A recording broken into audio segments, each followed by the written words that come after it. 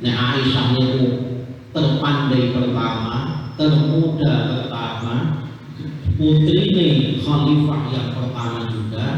Al-Hafsah niku adalah putrane Umar bin Khattab. Umar bin Khattab niku putrine ngapunten nggih. Putrine Umar bin Khattab. Umar bin Khattab khalifah kedua. Nggih pinter. Hafsah niku nggih pinter. Spesialisnya Hafsah niku adalah pinter masak dan paling saged mendamaikan. Mboten nggih, Hafsah mboten mendamaikan. Paling pinter masak. Makanya sering ngirim panganan kepada Rasulullah. Itu Hafsah. Dinikah paling muda setelah Aisyah. Kalau Aisyah dinikah ada yang menyebutkan 19 tahun, ada yang menyebutkan 9 tahun, ada yang menyebutkan 10 tahun. Wallahu a'lam yang betul mana. Tetapi Sayyidah Hafsah dinikah oleh Rasulullah usia 20 tahun, ada yang bilang 21 tahun, ada yang bilang 22 tahun. Janda. Itu Sayyidah Hafsah. Nah, Rasulullah sallallahu alaihi wasallam dihujan kali garwa-garwane Rasulullah tidur di pangkuannya garwane itu Rasulullah. Tapi panjenengan bayangkan itu, dan itu Rasulullah usianya dalam 53 tahun lebih. Karena Rasulullah menikah pasca Sayyidah Khadijah itu usianya adalah 52 tahun lebih. Berarti usia Rasulullah bersama dengan Sayyidah Aisyah, Sayyidah Hafsah, Sayyidah Saudah dan yang lainnya itu adalah usia 53 tahun ke sana. 53 tahun lebih. Terus Bapak Ibu mboten enten alasan panjenengan yang mungkin sudah kagungan putra ageng ngoten nggih.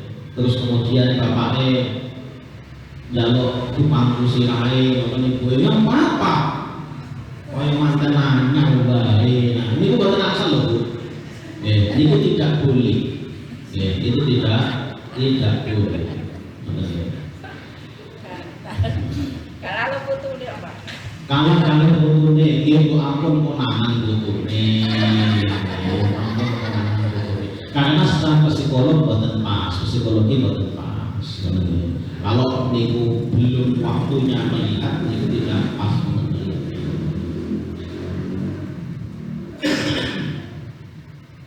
Bahkan Rasulullah ini yang zilu ila darajat yang ulihinna fil a'mali wa akhlaq, sampai Rasulullah itu mendongkritkan, mengedonkan kondisinya beliau sampai ke arah yang paling rendah.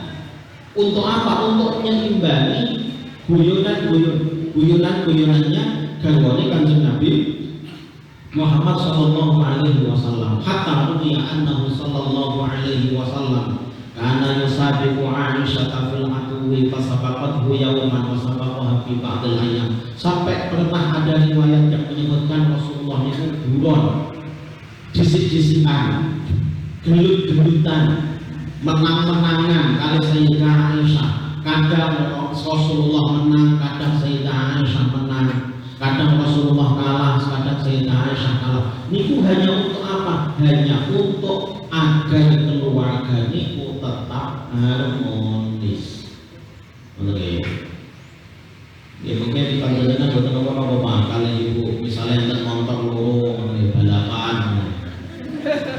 Tapi ngantos-atos, jangan di tempat umum juga. Jangan di tempat yang ramai, mungkin tangkap polisi. Dan dengan dikatakan dan pas ngaji dino akeh kon balapan Pak polisi. Kalau saya kena itu. Artinya suasana ceria, suasana bisa, suasana bermain-main, guyon dan seterusnya itu perlu untuk kita bawa sampai kapanpun, tidak hanya ketika manten lawas pun juga kudu ngoten. Wa qala Rasulullah sallallahu alaihi wasallam, wa qala lan dawuh sapa Rasulullah sallallahu alaihi wasallam kanjeng Nabi Muhammad sallallahu alaihi wasallam, akmalul mukminina utawi luwih sampurna mukmin. Oh, betul. Akmalul mukminina utawi luweh sampurnane wong mukmin apane imanan imani iku ahsanuhum luweh bagus-baguse mukmin apane khuluqan akhlake wa altafuhum lan luweh welas luweh lembut-lembute mukmin bi ahlihi kelawan keluargane mukmin wa qala lan musdawuh sapa alaihi salatu wassalam kanjeng Nabi Muhammad sallallahu alaihi wasallam khairukum utawi luweh apik-apike sira kabeh khairukum iku khairukum luweh apik-apike sira kabeh linisaihi maring pira-pira wadone wa ana utawi ingsun iku khairukum luweh apik-apike sira kabeh linisai maring pira-pira wadone ingsun wa qala lan musdawuh sapa Umar Sayyidina Umar radhiyallahu an radhiyallahu ridhani sapa Allah anhu saking Sayyidina Umar yang bagi sayyidiyani lil rajuli kedue wong lanang ayyakuna ing yen to ana sapa rajul fi ahlihi ing dalem keluargane rajul iku mithlu sobi sepadane bocah cilik Faidal tamasu mongko nalikane napa bagi sapa rajul ahlahu ing ahline ing keluargane rajul wujida den temuake rajulan ing wong lanang wa qala lan musdawuh sapa Luqman Sayyidina Luqman rahimahu bimugi rahmati sapa Allah ing Sayyidina Luqman yang bagi sayudiati lil aqili kedue wong kang duweni akal ayakuna ing yen to ana sapa aqil bi ahlihi ing dalem keluargane aqil as-sabi kaya dene bocah wa idza kana nalikane ana bil qaumi ing dalem kaum ing dalem masyarakate uji dan temuake rajulan ing wong lanang sami kalih dawuhipun kanjeng Nabi Muhammad sallallahu alaihi wasallam dawuhipun kanjeng Nabi Muhammad sallallahu alaihi wasallam ammanul mu'minina imanan ahsanuhum khuluqan lebih sempurnanya imannya seorang mukmin itu kalau dia baik akhlaknya kepada keluarganya luweh saya luweh apik saya luweh sempurna imane tiyang niku otomatis ketika dia mencederai keluarganya juga imannya tercederai. Mencederai ini lewat apa? Mungkin lewat mungkin nglirihi wong lanang liya, nglirihi wong wedok liya, demi tanggane dhewe. Ini maksudnya demi ini bukan kok nama demi, bukan. Maksudnya pun demi dalam tanda petik. Mau boleh gowo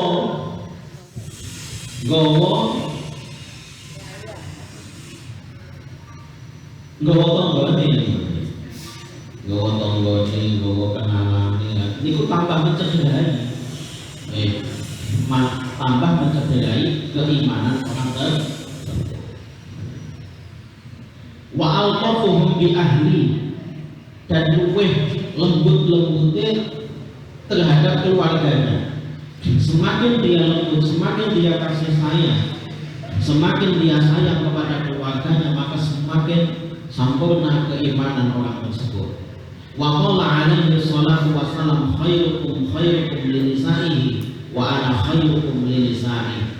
Dan sebaik-baiknya kalian, dawuhipun Rasulullah, sebaik-baiknya kalian adalah kalian yang paling baik kepada wanitanya, istrinya, dan saya adalah orang yang paling baik terhadap wanita-wanitaku, wanita-wanitanya Rasulullah sallallahu alaihi wasallam.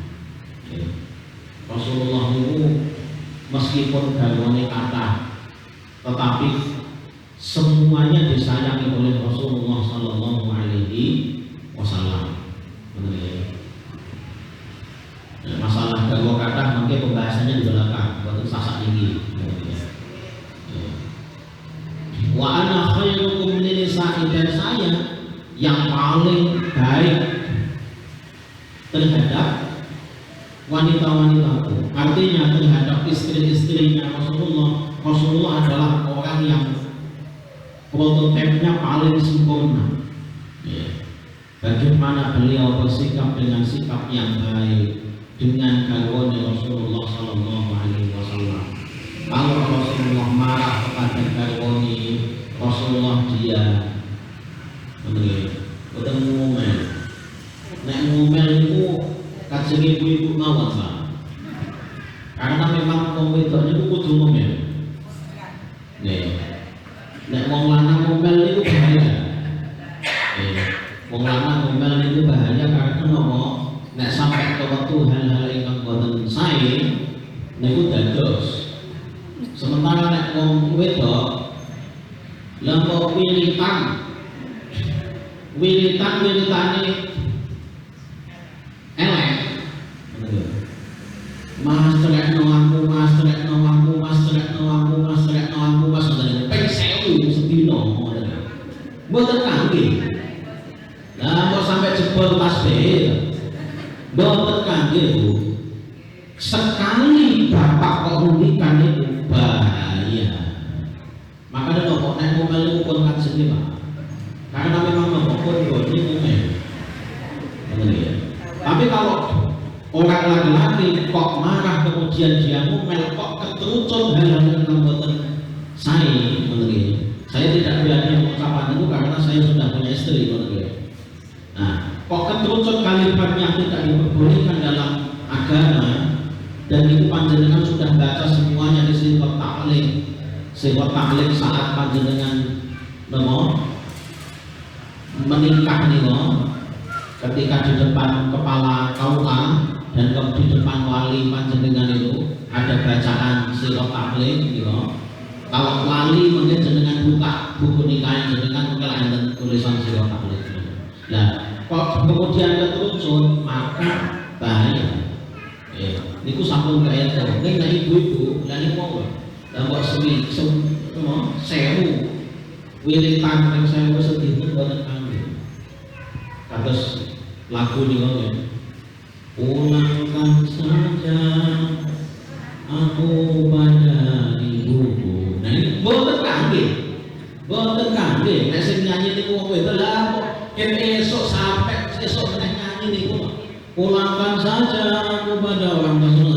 Niku sing wilitan wong wedok boten dados. Nek kok niku sing nyebut wong lanang. Boyo niku. Makanya nopo nek Kanjeng Nabi dia kemudian donga. Salah satu di antara sekian banyak riwayat di mana Kanjeng Nabi Muhammad Sallallahu Alaihi Wasallam itu marah duka kepada garwane adalah ketika kejadian namanya hadithul ifki, kejadian berita hoax yang mengatakan bahwa Sayyidah Aisyah radhiyallahu anha niku berbuat serong. Niku terus kemudian sampai menyebar informasi di Madinah bahwa Sayyidah Aisyah radhiyallahu anha garwanipun Rasulullah niku berbuat serong. Buktinya ini. Oh, dia berada di sebuah pandunya nggak ada orang lain. Pas ketika dibuka dia jerit begitu, wah ini kisah. Dan ternyata itu semuanya adalah hoax, semuanya adalah kabar bohong. Maka kemudian Rasulullah Sallallahu Alaihi Wasallam marah ketika itu, saat itu juga. Tetapi kemudian Kanjeng Nabi Muhammad meninggalkan Sayyidah Aisyah. Kemudian Sayyidah Aisyah pulang ke rumahnya Abu Bakar As-Siddiq romonipun. Baru kemudian Rasulullah berdoa kepada Allah Subhanahu wa Ta'ala. Di samping itu beliau juga mencari informasi-informasi dari kalangan orang-orang yang ikut peperangan ketika itu. Namanya peperangan Bani Musthalib. hanya kepada sahabat-sahabat yang lain, apa betul begini dan seterusnya. Terkumpullah data, ternyata Rasulullah menemukan bahwa Sayyidah Aisyah tidak melakukan hal semacam yang dituduhkan. Sampai akhirnya Rasulullah berdoa lagi kepada Allah agar diberikan petunjuk oleh Allah. Maka kemudian turunlah ayat, ya ayyuhan nabiyyu lima tuharrimu ma ahallallahu lak. Wahai Nabi, kenapa engkau haramkan dirimu terhadap sesuatu yang halal bagimu? Dan sampai akhirnya kemudian turunlah ayat selanjutnya, akhirnya itu menjadi jawaban dari kanjeng Nabi untuk kanjeng Nabi Muhammad Sallallahu Alaihi Wasallam bahwa Sayyidah Aisyah radhiyallahu anha boten melakukan perbuatan seperti yang dituduhkan. Tapi nggih ngalami kanjeng Nabi nggih ngalami masalah ngoten niku nggih ngalami. Wa qala Luqman radhiyallahu yanbaghi lil 'abdi an yakuna fi ahlihi kas-sabi. Orang laki-laki yang punya akal itu sebaiknya ketika berada di rumah dia seperti halnya bayi. Sobi itu bayi itu nopo-nopo karepe kudu dituruti. Manja, tapi boten ngongkonan. Manja itu boten ngongkonan. Manja manja. Wa idza kana fil qaumi ujida rajulan, tetapi ketika sudah berada di tengah-tengah kaumnya, di tengah-tengah masyarakat, ujida rajulan, nampak bahwa dia adalah seorang laki-laki yang hebat, laki-laki yang betul-betul laki-laki. Tetapi kalau di rumah dia tunduk dan juga manja kepada istrinya. Ini kantor prakteknya piyambak-piyambak. Sing dari berkeluarga nggih sampeyan prakteke. Arep praktek piye wong ngene. Wa min adabil muasyarati lan iku setengah saking adabe pergaulan Allah yang basita.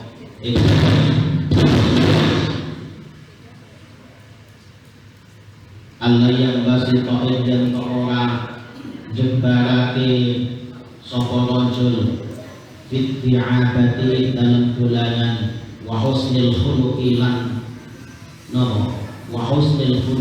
bagus di akhlak wal muwafaqati lan yo nyocoki ditibari hawaha kelawan ngetut budani hawa nafsunya nisa ila haddin maring batasan yusibukan rusake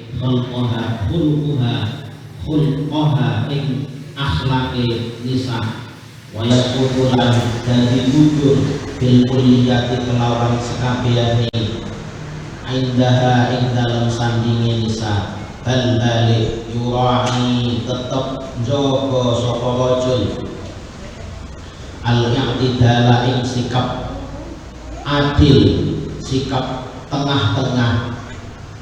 Fala yadkhulan orang ninggal sapa rajul al-haibata ing aperwilan ma'aha sertane nisa.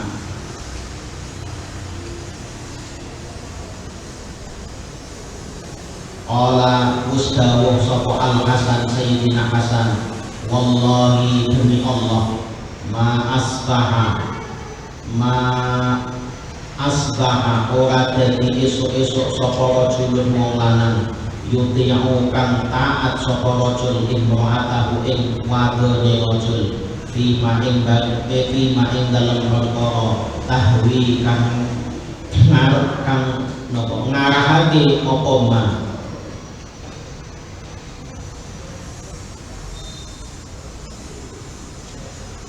illa kejaba kaffa nyukupi sapa Allah wa qala lan mustawah sapa Umar radhiyallahu sapa Sayyidina Umar radhiyallahu mugi-mugi ridho sapa Allah anhu saking Sayyidina Umar khalifu nulanoyo sira kabeh an-nisa ing wadon Wa inna fi khilafihinna mongko sak temene ing dalem nulayani nisa iku barokatun barokah. Wa qatila lan temen wis ngendikake syawiruhunna musyawarah sira kabeh guna ing mengkono nisa. Kemudian berikutnya etikanya dalam pergaulan rumah tangga berikutnya adalah bersikap moderat, baik ini laki-laki maupun perempuan. Bersikap moderat itu maksudnya bersikap tengah-tengah antara dia nopo wau guyon kalih seriusin, boten serius terus, boten guyon terus, boten nesu terus, nggih boten guyon terus. Artinya al-i'tidal, tengah-tengah antara nggih guyon kalih nggih serius niku. Karena sesungguhnya yang sedemikian itu dawuhipun mu'allif ngoten iku adalah min husnil khuluqi wal muwafaqah adalah husnul khuluq, akhlak yang baik. I'tidal niku tengah-tengah antara bersikap serius dan bersikap guyon niku. Terus kemudian juga yang berikutnya tidak diperbolehkan menuruti hawa nafsunya terus, baik itu hawa nafsunya laki-laki maupun hawa nafsunya perempuan. Hawa nafsu yang dimaksud ini boten kok hawa nafsu itu hawa nafsu yang kaitannya dengan ngoten-ngoten itu boten, tetapi hawa nafsu ini luas kaitannya. Sing lanang pengen dolan wae, sing lanang apa sing wedok? Ya, sing wedok pengen hiling terus. Nah, ngoten niku nggih tidak boleh terus kemudian bittiba'i hawa ila haddin yafsidu qalbuha. Tidak boleh seorang laki-laki nuruti kabeh sing dijaluk niku wau. Demikian juga sing lanang pengine napa? Mancing wae langsung si omah ngoten nggih. Terus kemudian sing wedok nggih mulai terus nggih boten asal. Mancing ket esok sampai awan mulai tuku iwak. Mboten niku kata. Tapi mboten tiyang ono diri mboten niku Pak. Duka mereka. Duka tiyang luar bumi no mereka mboten mungkin. Kula niku pernah kok pengajian ing Koryantara. Dan istri kula dikene tugas iwak mentah. Lah kula yakin nek iwak gede niku mengketen beliau jadi masalah kalau nggak sekalian dipotongi. Ya masalah saya, ya masalah istri saya. Akhirnya kula matur ke tukang iwak itu dipotongi sisa nggih Bu. Oh nggih dipotongi. Dugi tiyang komoh telus kabeh tuku iwak sami kalih kula langsung dikameti. Terus kula takoni Pak, lha mboten diketoki to? Wah, bahaya Mas diketoki. Lah kula ketika niku mboten paham. Wah, kok bahaya ya? Padahal menurut saya nek enggak diketoki malah itu bahaya. Di rumah jadi gegeran nanti ngono ya. Kula ya ora iso ngetoki. Istri kula dia apa meneh, ya ora iso ngetoki ngono ya. Akhirnya ya sudahlah, bahaya, jadinya bahaya nggih pun bahaya. Lah ibuke sing dodol iwak niku wau ngendikan kula. Ya ngoten niku lho Mas. Nopo nggih oleh-oleh ten griya. Oleh-oleh pripun Bu? Lah niku kan mancing, ini mboten angsal, milane tumbas. Oh, kula tenggalan itu guyu terus. Oh alah, ternyata ngono to. Pantesan bahaya. Ya jelas bahaya. bahaya mosok mantil diketok sisan itu kan konangan ya. Oh ya pinter dia. Dan ternyata konten itu sering ketika ibu ini mungkin jujur ketika ini. Nah konten itu kan biasa loh mas. Oh iya. Tengi baru itu.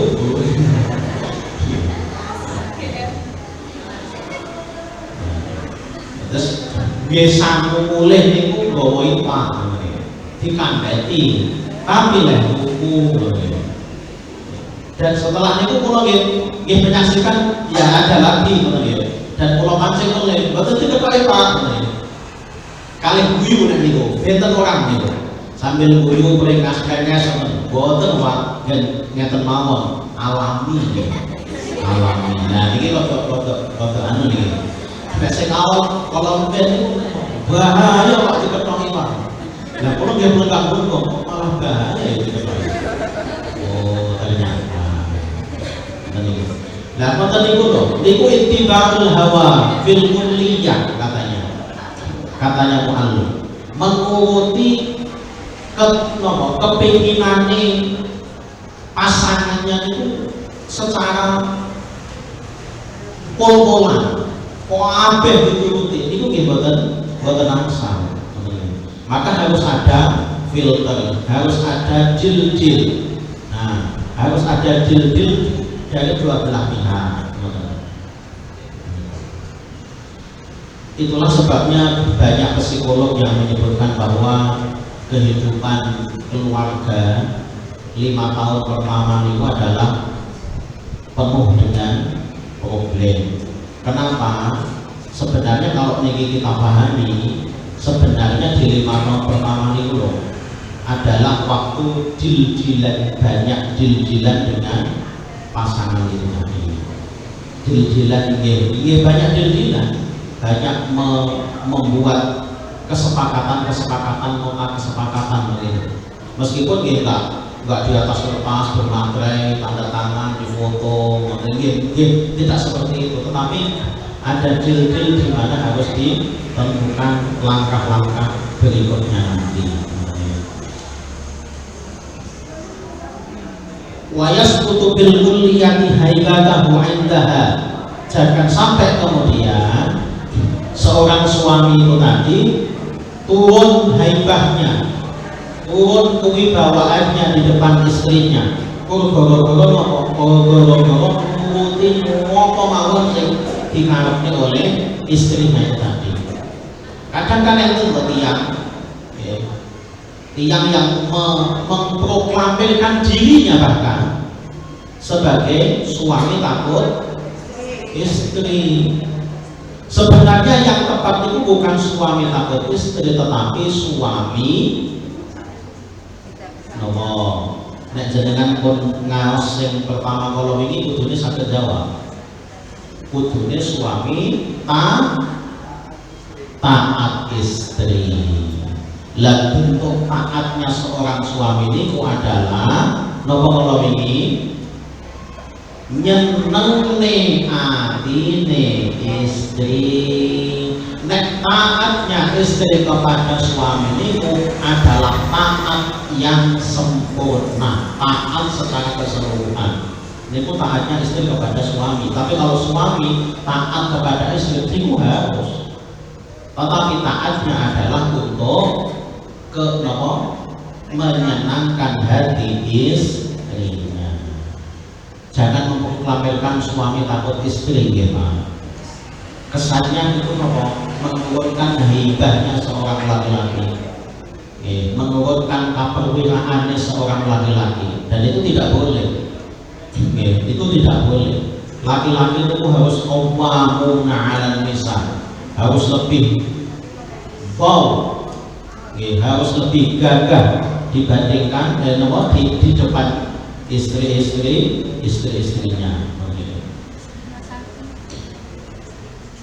Istrinya satu, nah istrinya satu di depan istrinya, tetapi dalam agama kita memang kita kudunya nyebutin bukan istrinya tuh, tapi istrinya, berarti lebih dari satu. karena lebih dari satu itu boleh. Ngoten loh. Nanti kalau saya menyebutnya di depan istrinya, ngoten salah karena apa? Boleh lebih dari satu. Ngoten ya. Boleh. Nek bahas sunah sing kabeh sunah, Pak. Nggih, Bu. Istri satu niku nggih sunah, istri dua niku nggih sunah, nggih istri lebih dari satu niku nggih sunah, ngoten ya. Cuma kadang kan sing boten fair niku napa? Ngapunten, maaf. Ustadz yang poligami niku kan kadang boten fair menyebutkan bahwa yang sunnah Rasulullah itu adalah beristri lebih dari satu. Siapa bilang istri satu itu juga sunnahnya Rasulullah? Buktinya napa? Rasulullah niku monogami langkung dan timbang berpoligami. Ibu-ibu langsung yes, betul Pak, betul Pak, iya betul Pak, ya memang betul, sing kula aturne teng jenengan insyaallah betul. Sayyidah Khadijah niku dinikahi oleh Rasulullah, Rasulullah usianya 25 tahun. Sampai Rasulullah usia 51 tahun, Rasulullah bersama dengan Sayyidah Khadijah. Garwane Rasulullah namun setunggal tok. Usia 25 sampai 51 tahun, berarti 25 tahun Rasulullah garwane setunggal. Ketika sudah itu baru kemudian Rasulullah menikah dengan Sayyidah Saudah. Baru kemudian Rasulullah menikah dengan Sayyidah Fatimah, menikah dengan Sayyidah Hafsah, dan seterusnya. Baru kemudian Rasulullah istrinya kata usianya Rasulullah 52 tahun sampai 63 tahun. 52 sampai 63 tahun itu pinten tahun? 11 tahun. Poligami nih Rasulullah 11 tahun, monogami nih Rasulullah 25 tahun, berarti podo-podo sunnah. Oh jelas? Ini nek kula matur ketika ngomong di depan istrinya, ngoten niku mboten oleh Bu, kudune apa di depan istri-istrinya. Pun jelas nggih? Nggih. Kajeni mboten salah suruh, mungkin salah suruh. Bahaya ini. Wa yasqutu bil kulliyati haibatahu 'indaha fal yura'il i'tidalu fihi fala yaqul haibatu wal inqibadu mahma ra'a munkaran wa la yaftahu babal musa'adati 'alal munkarati. Dalam hal-hal yang mungkar, dalam hal-hal yang tidak diperbolehkan dalam hal agama, tidak boleh seorang suami menuruti istrinya. Demikian juga sebaliknya, tidak boleh seorang istri menuruti suaminya dalam hal-hal mungkar, dalam hal-hal yang tidak diperbolehkan dalam agama, tidak boleh. Menyenangkan hati istri dan taat kepada suami itu hanya dalam hal-hal yang tidak maksiat dan tidak berbuat kemungkaran. Makanya dalam hadisnya Rasulullah, la ta'ata li makhluqin li maksiatil khaliq, tidak boleh taat kepada seorang makhluk untuk maksiat terhadap khaliq, terhadap Allah Subhanahu wa ta'ala. Tentu saja tidak boleh terus kemudian misalnya garwane badhe poso, terus kemudian istrine enggak boleh, ojo poso sik Mas, harus poso sampean dina iki, enggak boleh.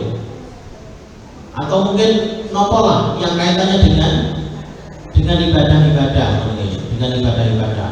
Nah, tetapi perlu untuk dimusyawarahkan. Niki kalau di dalam kitab niki waqad qila syawiruhunna, tetapi ada yang mengatakan harus dimusyawarahkan. Niki penting. Dimusyawarahkan itu maksudnya adalah bagaimana seorang suami mengambil pendapat atau mencari pendapatnya seorang istri. Seorang istri juga mau mengambil pendapatnya atau mencari pendapatnya seorang suami. Ini penting.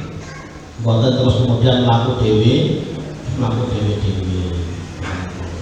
Bahkan badhe tugas nopo-nopo niku langsung saya nek musyawarah dulu Bapak Ibu. Meskipun duwe duit dewe.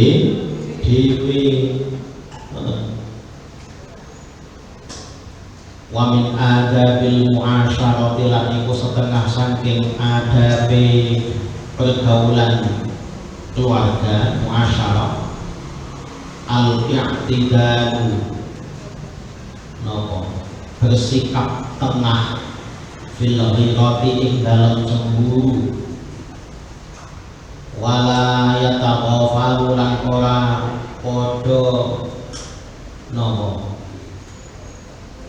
nglalekake an mabadiil umuri saking pira-pira dasare pira-pira perkara allati ya umur tuhsya kang den khawatirake apa gawa ilha pira-pira leluyane pira-pira umur walayu bali bulan orang ngliwati fi isa'ati dhanni ing dalem olone penyono wa tajassusil bawatini lan mata-matani piro-piro hal kang dirahasiaake faqad naha temen wis nyegah sapa Rasulullah sallallahu alaihi wasallam kanjeng Nabi Muhammad sallallahu alaihi wasallam antatabbu'a ing yen to ngetut bureni sapa wong lanang antatabbu'a ing yen to ngetut bureni apa auratun nisa'i biro-biro napa aurate nisa utawi kelemahane wong wadon. Kemudian berikutnya salah satu adab atau etikanya dalam pergaulan rumah tangga adalah iktidal fil ghirah. Cemburu niku angsal, ning ampun terlalu cemburu. Bahkan cemburu niku adalah perlu. Cemburu niku perlu. Wong lanang kok pun boten cemburu kali sing wedok niku bahaya. Wong wedok nggih pun boten cemburu dengan yang laki-laki niku nggih bahaya. Enten wong wedok sing lanang ngomong karo wong wedok, guyon karo wong wedok ketika ditanya oleh yang lain, "Bu, jenengan boten cemburu kali bapak?" "Alah, Mbak, wis ora, Mbak." Wis ora bakal ngopo-ngopo ngene-ngene. Niku nggih sae, tetapi kalau ulus-ulusan itu tidak boleh, Bu. Demikian juga kalau terlalu tidak boleh. Noleh titik wonten mawon. Apa Pak? Ayo, wonten langsung. Itu juga tidak boleh. Artinya tetap harus iktidal. Tetap harus tengah-tengah. Nggih, ada masa-masa di mana kudu cemburu. Ning cemburunya harus berdasar. Ada apa dasarnya, boten namung ngawur tok niku nggih boten.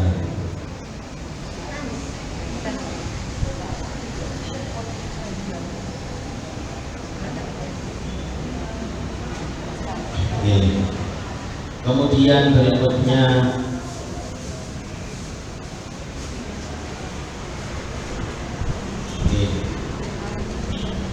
la yataghafalu an mabadi'il umuri allati tukhsha mawailuha wa la yubalighu fi sa'atil dhanni. Tidak boleh sampai keduanya, laki-laki dan perempuan atau suami istri tadi, sampai melupakan hal-hal yang menjadi dasar dalam kehidupan dia, yaitu membangun rumah tangga hanya berdua. Niku tidak boleh kemudian dilupakan. Karena apa nek pun boten duwe cemburu, akhirnya seakan-akan tidak lagi ingat dengan bahwa dirinya itu adalah miliknya suami atau suami itu adalah milik istrinya, itu sudah lupa. Akhirnya nopo lali bahwa pasangan hidupnya itu niku, dan ini parah. Ya, dan ini parah, dan ini tidak boleh. Artinya nopo kudu enten cemburu, bumbu cemburu niku penting, sing penting cemburu ning enten dasare dan tidak terlalu. Tetapi cemburu niku digunakan sebagai kontrol untuk mengontrol kondisi keluarga tersebut. Tidak sampai isa'atul dzan, tidak sampai nopo berburuk sangka, tidak sampai suudzon kepada pasangannya. Kalau ada sesuatu dimusyawarahkan, dibicarakan dengan baik. Wa tajassusul bawatin, dan juga tidak boleh memata-matai sesuatu hal yang dirahasiakan oleh dua belah pihak. Faqad naha Rasulullah sallallahu alaihi wasallam an tatabbu auratun nisa. Kanjeng Nabi Muhammad sallallahu alaihi wasallam sampun dawuh bilih kita niku boten pareng saling mencari kelemahannya lawan atau mencari kelemahannya pasangan hidup kita. Niku boten ansah. Mencari kelemahannya, mencari salahnya, mencari hal-hal yang tidak disenanginya, kemudian dilakukan biar nopo nanti dimarahi, nek dimarahi terus kemudian bermasalah, terus kemudian kita tidak boleh. Wa fil khabari lan iku tetep saking khabar al-masyhuri kang pun kuncara al-mar'atu utawi wong wadon iku qabul ai kaya dene iku in awamathu lamun to napa ngencengake awam tahu lamun to ngencengake sapa sira ing bul kasar tahu bakal nugelake sapa sira ing bul. Wonten riwayat khabar wonten ingkang dawuh menika hadisipun Kanjeng Nabi Muhammad sallallahu alaihi wasallam, wonten ingkang dawuh menika saking sahabat Rasulullah sallallahu alaihi wasallam bahwa wanita itu seperti igo. Esok igo nggih. Igo niku mboten enten sing kenceng. Wong wedok niku mboten enten sing kenceng, kabeh minggo-minggo. Ning nek jenengan badhe kencenge jenengan lurus nih, itu artinya jenengan motong igo niku. Tetapi harusnya bagaimana? Maka astami' bihi, maka dengarkan apa yang disampaikan sehingga kita bisa mengatur dan mengarahkannya. Ini nek badhe dikencengi nggih mboten saged. Boten saged ceklek. Ngencengi niku sama dengan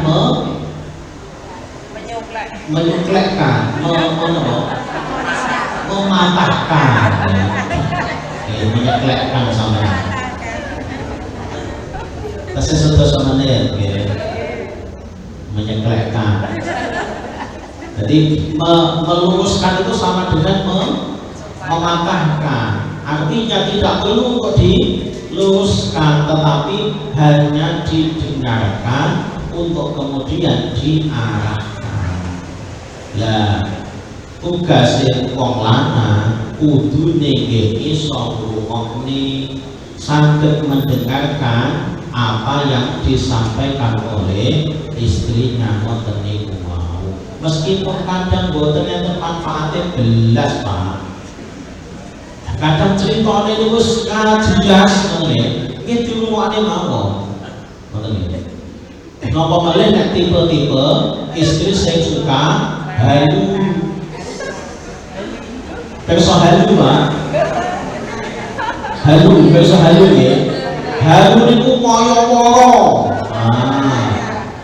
Halu niku kan bahasa Arab nom-nom niku halu. Lah, sing tukang kaya wara niku kadang ngoyo-ngoyo niku sampai masuk dalam mimpi. Akhirnya ngomong mimpi ini nggih zigzag banget. Mimpi ini ku abstrak banget. Cerita aku mau ning alun-alun, bangun aku seneng Sukoharjo, terus ning Semarang. Masya Allah, kok cepet banget. Oleh yo kapan numpake mangke. Terus terlalu abstrak kemana-mana. Nah, ngoten-ngoten niku nggih dilumokne mawon. Karena napa tugasnya Pak dhewe, Pak. Niku menjadi mustami', menjadi pendengar yang baik. Niku, pendengar yang baik. Kok terus kemudian tidak menjadi pendengar yang baik, bahaya. Dan itu dilakukan oleh Rasulullah Sallallahu Alaihi Wasallam. Rasulullah niku nek ngrungokne ceritane Sayyidah Aisyah niku kadang sampai keturun-keturun. Sampai keturun. Niku. Rasulullah niku badhe sare niku mawon. Aisyah niku sering bolak-balik kula matur. Ben Ramadan kula matur.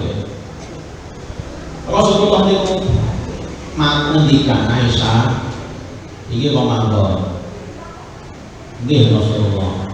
Engko nek umpama malam iki engko iki Lailatul Qadar. Kowe ndonga apa Aisyah? Ngoten niku Rasulullah pun mapan sari. Aisyah niku langsung ngangkat tangan donga.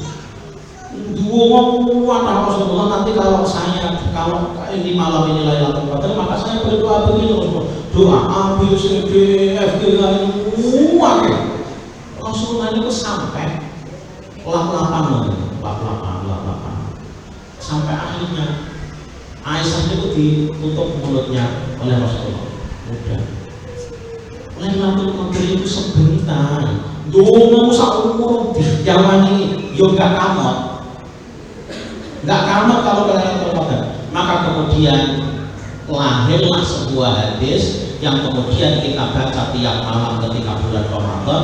Doanya adalah Allahumma innaka afuwwun karim tuhibbul afwa fa'fu anna. Mulane enten riwayat yang fa'fu anni, enten yang fa'fu anna. Niku gara-gara napa? Gara-gara nggih ceritane Aisyah sing terlalu banyak niku wau. Karena nopo tiap donga niku enten hubungannya kali kehidupan dia. Rasulullah saya itu begini, maka saya berdoa begini. Rasulullah saya itu begini, maka saya berdoa begini. Tuh, ini buatan kawan-kawan. Maka kemudian oleh Rasulullah diajari Allahumma innaka afuwwun karim tuhibbul afwa fa'fu anna. Makanya doa ini sering disebut doa untuk menghadang datangnya Lailatul Qadar. Mulane Pak dhewe ampun ngantos di malam Ramadan tidak berdoa dengan doa niki. Pun apa sedaya nggih? Sampun Allahumma innaka nggih tuhibbul fa'fu itu. Termasuk kenapa kok ketika menjelang berbuka doanya niku, karena apa? Ada gandengannya dengan istighfar sebelumnya niku. Tiyang niku disunahkan nek bar nglakoni napa ibadah ngene wau, selain alhamdulillah diutamakan lebih dahulu istighfar, memohon ampun kepada Allah. Mbok menawa ngibadahi wak dhewe niku wau enten kesalahan, enten erore. Milane habis sholat niku nggih mboten langsung alhamdulillah.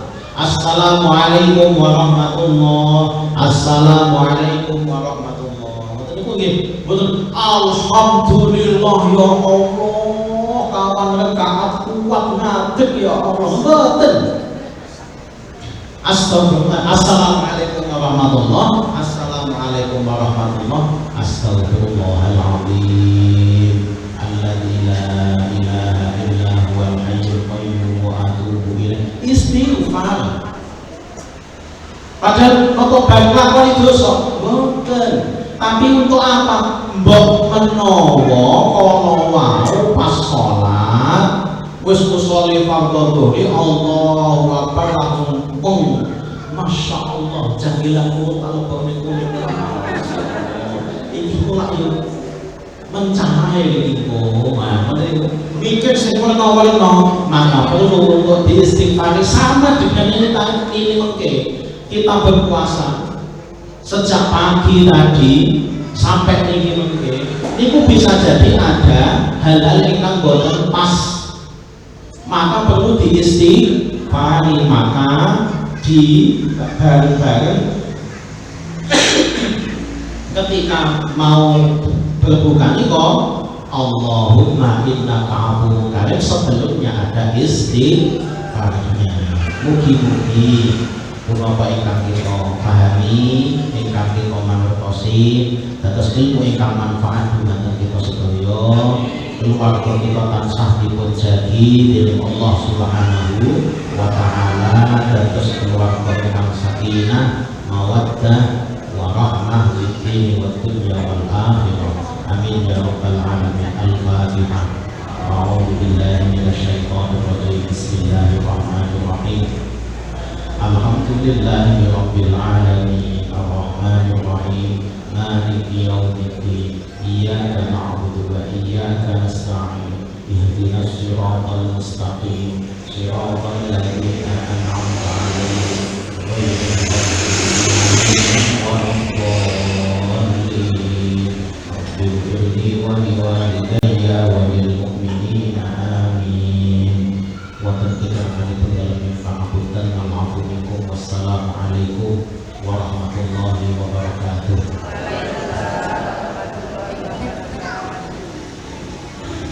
Asyhadu an la